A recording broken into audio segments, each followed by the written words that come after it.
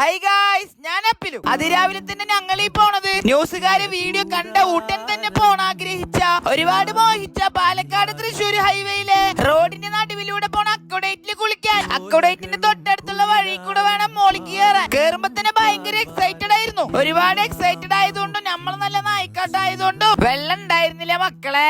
ആരോട് പറയാനാ നമ്മളെ സങ്കടം സഹിച്ചു തീർക്കന്നെ. കുറെ നേരം അങ്ങോട്ടും ഇങ്ങോട്ടൊക്കെ നടന്ന് ഇതിന്റെ വ്യൂ ഒന്ന് ആസ്വദിച്ച് എന്റെ പൊന്നോത് ശരിക്കും അടിപൊളിയാണ്. വെള്ളവും കൂടി ഉണ്ടെങ്കിൽ. പക്ഷെ ഇതിന്റെ ഈ കാണുന്ന റൈറ്റ് സൈഡ് ഭാഗം നോക്കുകയാണെങ്കിൽ ഭയങ്കര ഡേഞ്ചർ പറഞ്ഞ ചെറിയ ഡേഞ്ചർ ഒന്നുമല്ല. എല്ലാവരും ജീവ അവനവൻ തന്നെ സൂക്ഷിക്കുക. ഇനി 2 മാസം കഴിഞ്ഞാൽ വെള്ളം വിടുകയെന്ന് ഈ അച്ഛൻ പറയണ്ടായിരുന്നു. അതുകൊണ്ട് ഇതിന്റെ ചുറ്റുപാടുള്ള ആരെങ്കിലും വീഡിയോ കാണുന്നുണ്ടെങ്കിൽ വെള്ളം വിടുന്ന കാര്യം എങ്ങനെയാലും ഒന്ന് അറിയിക്കണം. ഇനി നമ്മൾ ട്യൂബ് എടുത്തൊരു വരവുണ്ട്. ഇതിലുണ്ടായ നഷ്ടം എന്തായാലും മാറ്റിയെടുക്കും. എന്തൊക്കെ പറഞ്ഞാലും ശരി, ഇപ്പുണ്ടായ സങ്കടം വേറെ തന്നെയാണ്. അതുകൊണ്ട് അതിനൊരു പരിഹാരം കാണാൻ വേണ്ടി ഗുരുവായൂർ അമ്പലക്കുളത്തിൽ കുളിക്കാൻ പോയി. ശരിക്കും സിനിമയിലൊക്കെ കാണുന്ന പോലെ തന്നെയല്ലേ ഗുരുവായൂർ അമ്പലം. പക്ഷെ കൊളക്കടവിലെ ആൾക്കാരെ തിക്കും തിരക്കും കാരണം എന്റെ അടാറും തമാറും ബോഡിയും ഫാമിലി പാക്കും കാര്യങ്ങളൊക്കെ ചുറ്റുപാടുള്ളവരൊക്കെ കണ്ട് കണ്ണുവെക്കും എന്ന പേടിയും മടിയും കാരണം ഞാനൊന്നും വിളിച്ചില്ല.